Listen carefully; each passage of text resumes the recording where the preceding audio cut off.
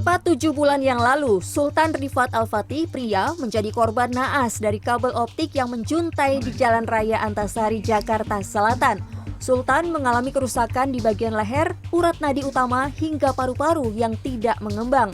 Hal ini membuat Sultan harus menjalani berbagai jenis operasi, dimulai dari operasi penyambungan saluran nafas hingga pemasangan selang makan pada bagian perutnya. Sultan mengalami 2 kali fase kritis hingga tidak sadarkan diri, hingga membuat Sultan tidak bisa berbicara. Sejauh ini dari dokter RSCM sendiri lebih banyak memberikan perawatan jalan saja untuk beberapa case ya. Seperti hari Senin kemarin dia harus dirawat karena harus diobservasi dan kebetulan di dalam paru-parunya ini banyak sekali cairan yang berasal dari air liurnya. Kenapa? Orang normal, anak saya juga normal, produksi air liur 24 jam, tapi dia tidak bisa nelan. Kita orang normal bisa menelan air liur kita. Anak saya kalau nelan, masuk paru-paru, dan ini akan menyebabkan infeksi dan cairan di paru-parunya. Berbagai cara dilakukan kedua orang tua Sultan untuk menyembuhkan anaknya. Mereka menghabiskan ratusan juta rupiah hingga menjual mobil untuk biaya pengobatan anaknya. Fatih, ayah Sultan, mengaku kecewa dengan operator telekomunikasi yang menyebabkan kecelakaan anaknya ini karena belum bertanggung jawab hingga kini. Kepala Bidang Prasarana dan Sarana Utilitas Kota PSUK Bina Marga DKI Jakarta, Syamsul Bahri, mengaku sudah mengidentifikasi operator kabel optik yang menyebabkan kecelakaan Sultan.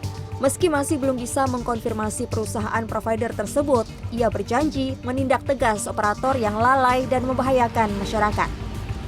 Kami sudah memanggil, mungkin hari Senin kami akan memanggil para operator, terutama mungkin yang sudah terpasang di sana. Tadi sudah sedikit mengidentifikasi lah kira-kira pemilik operator yang ada di sana, siapa gitu.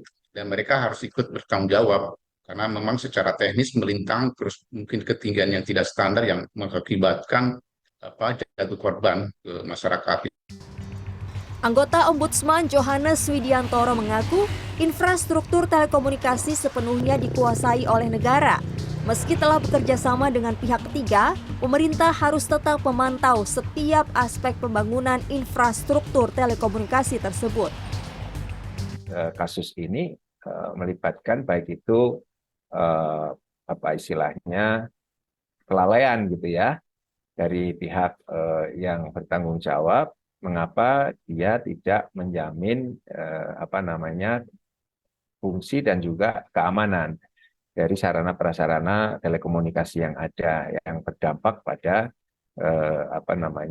kerugian atau bahkan ya sebut dalam hukum pidana itu dia korban gitulah ya.